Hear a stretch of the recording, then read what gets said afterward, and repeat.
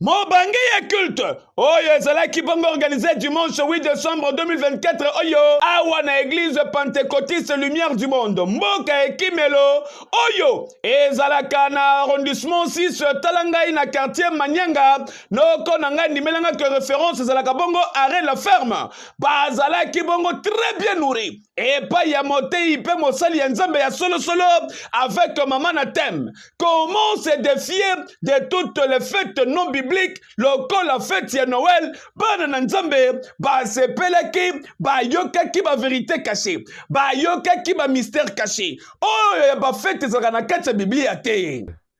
Bon, comme on a apôtre Georges Biela, naza apôtre ya église pentecôtiste lumière du monde mboka ya Kimelo awa toza na Congo Brazzaville. Naza apôtre ya mboka ya Kimelo oyo ekambami na mosakoli Molindo Ju à partir ya Congo Brazzaville. Oui, ndenge bomonaki bato batondi ebele zalaki etuluku ndenge uti koloba parce que esika nzambe ya solo azali bato bazalaka pe ebele. Ekomami na Jean chapitre 6 deuxième verset. Bible elobi ete etuluku ya bato balandaki Christ pona makambo ya minene oyo bandaki kosalela bato ya maladi ba miracle. Bon, liloba oyo tokabolaki na bana nzambe na mokolo mwa lelo ezalaki pona likambo etali Noël. Ndenge toza na décembre na début décembre awa toyebi ke eza na ba bingomba ebele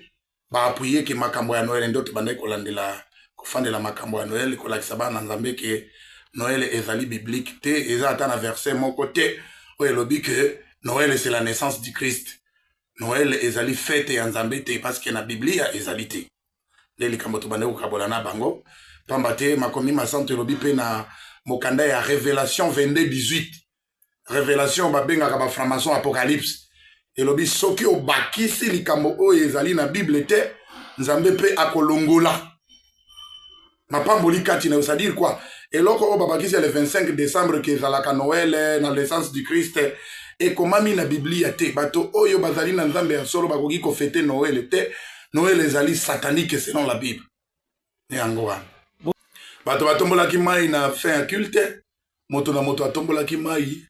apa topamboli mai wana parce que Christ est moko nde liziba ya bomoi pe soki otali miracle ebele Christ asalaki yango na kati ya mai soki otali na ebandeli na Genèse chapitre 1er premier verset kokita Bible elobi ntango nzambe akelaki mokili la terre était informe et vide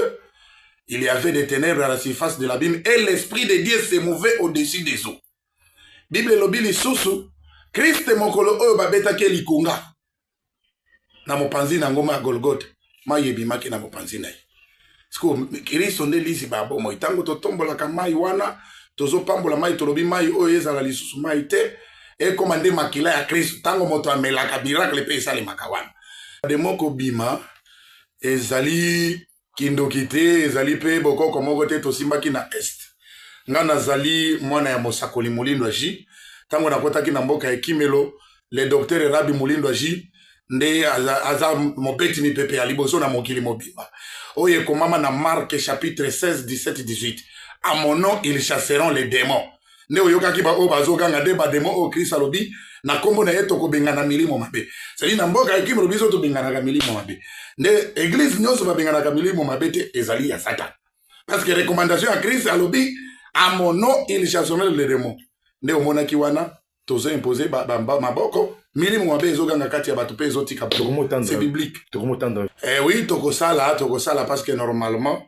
omoni na ba fin d'année boye kobanda novembre bandoki babengaka yango ezali sanza ya nini ya bawei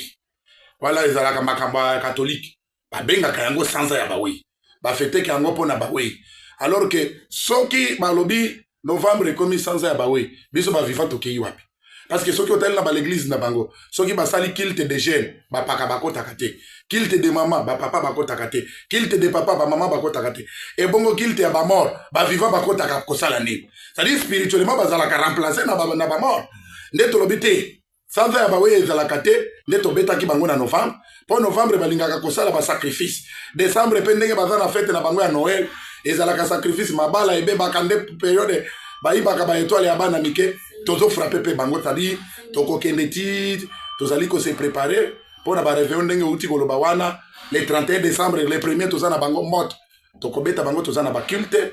toza pe na ba délivrance ya makasi ekosalema awa na Congo Brazzaville na mboka ekimelo ndenge ezosalema partout esika nyonso mboka ekimelo oyo ekambami na mosakoli molino tala ndeko ya Congo Kinshasa Congo Brazzaville kobulungana te kimaka na yo mbangu awa na église pentecôtiste lumière du monde mboka ekimelo okokutana na mate ya solosolo oyo ekotalisa nzela nzambe oyo esengeli na yo kolanda